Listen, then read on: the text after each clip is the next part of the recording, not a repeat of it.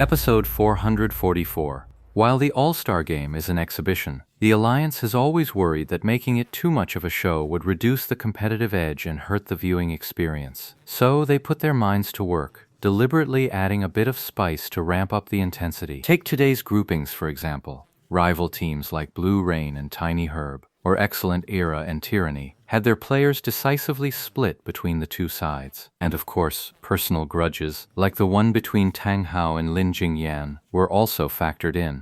With all these personal stakes in play, the match was clearly not going to be a half-hearted affair. Would Tiny Herb let Blue Rain swagger around like that? Even if the players themselves didn't care, they still had to consider the feelings of their team's fans. There are some opponents you never back down from. Not ever, not anywhere. With such personalities in the mix, how could the All-Star Game fail to be a roaring success? The pros were all well aware of this deliberate setup, but they had no choice but to fight their hardest anyway. These 24 characters are all fan favorites in Glory, so there's really no need for lengthy introductions. The match quickly moved into its substantive phase. The first round of the solo competition was about to begin. Yet, the question of who each side would send out to fight remained a closely guarded secret. Viewers at home and in the arena were all on the edge of their seats, craning their necks in eager anticipation. And as the host introduced the first competitor to take the stage, he deliberately slowed his pace, cranking the audience's anticipation to its absolute peak. For Team 1, 301 team sent out Yang Kung. For Team 2, Royal Style team fielded Tian Sen. Among these 24 players, even the most elite top-tier gods couldn't completely dominate one another. In a contest of this caliber, on-the-spot performance is what truly tips the scales. But in the end, it was their in-game avatars that decided the outcome of this match. Sweeping Incense was a character worthy of being called a god. By comparison, Yang Kung's assassin, Scene Killer, was a bit less impressive.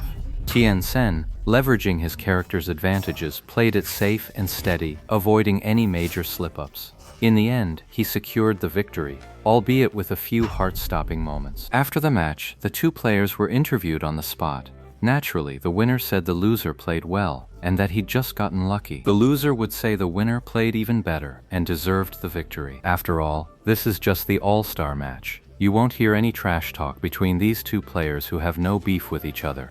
After a friendly handshake between the two, the first solo match came to a close.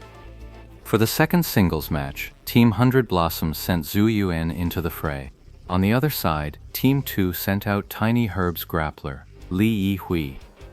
Zhu Yuan's dazzling 100 Blossoms was a genuine, top-tier god-level account, but his performance throughout the season was hardly praiseworthy. This player was brought in as an emergency replacement, tasked with filling the shoes of a legend like Zhang Jiel, and he was given the team's most elite core account to do it. The pressure on Zhu Yuan was unimaginable. But at this all-star weekend, in a match where there was no pressure to perform, a completely relaxed Zhu Yuan actually played the best game of his season. In the end, he defeated the champion team's Li Yihui, and the live audience gave him a round of thunderous applause. After another round of humble and composed interviews, the third singles match began. In the individual matches, a win is just a win. There's no best-of-3 format or bonus points on the line, so there's no need to overthink the lineup strategy. For Team 1's third match, Blue Rain's Berserker Yufeng took the stage. Team 2 sent out Wind Howl's infamous Fang Rui.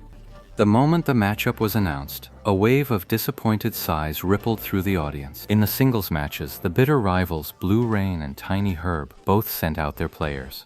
It's just a shame they were scheduled for the second and third matches, missing each other. If these two teams had clashed, the audience was sure the match would have been far more intense. This just goes to show that while the league was in charge of splitting the teams, the players themselves have full control over the matchups and tactics for the actual competition. Otherwise, why would they make a pairing like this? Yufeng's Berserker is a direct attack class, while Fang Rui's Thief is all about being sneaky. This match looked like a game of hide-and-seek, but no one dared to underestimate the sheer skill involved. Both sides were meticulously tracking the other's movements, slowly, methodically wearing each other down. Of the 3 singles matches, this one dragged on the longest. After a full 5 minutes, Fang Rui's sneaky Thief finally made a mistake. Yu Feng seized the opening perfectly, pouncing on him and beating him down to end the round. The arena erupted in thunderous applause. The stealth style was an extreme approach. Some adored it, while others utterly despised it. The ones clapping their hands off right now were the players who despised the wretched style. Seeing the wretched Fang Rui get smacked down, they were absolutely thrilled.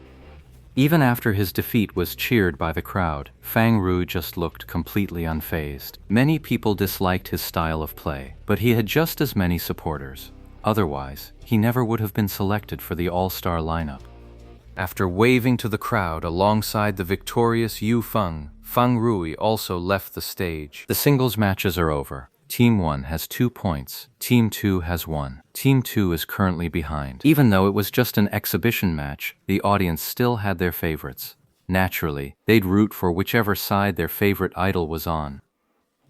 Chen Guo, for example, naturally and decisively threw her support behind the team that had Su Mucheng on it. After a brief intermission, the holographic projections and electronic screens replayed highlights from the previous match. A few minutes later, the team battle of Episode 2 began. The audience whispered amongst themselves, speculating about each team's possible lineups. The first combatants for both sides had now taken the stage. The fighter for Team 1 was none other than Excellent Era's current ace, Sun Shang. As the projection of one autumn leaf was cast down onto the stage, the arena erupted in applause. That's the All-Star Weekend for you. One top-tier player and character after another. It's enough to make your heart race. For the opposing team, Wind Howl's Lin Jingyan was sent out. Sun Shang's technical skill is in no way inferior to Tang Hao's, and One Autumn Leaf is a character that's absolutely stronger than Darilo. Tang Hao's victory over Lin Jingyan in their match was also indisputable. On paper, Sun Shang clearly had the higher chance of winning this match, but beyond the stats, you had to consider the current mental state of both players. Both of them had suffered rather embarrassing losses at the Rookie Challenge. One was defeated by an underdog, the other was told he was still too green. Sun Shang, in particular, had dug his own grave and then jumped right in, only to be mercilessly mocked by Han Wenqing. It's only been 2 days. If their mindset hasn't been properly adjusted, it could very well affect the outcome of a match.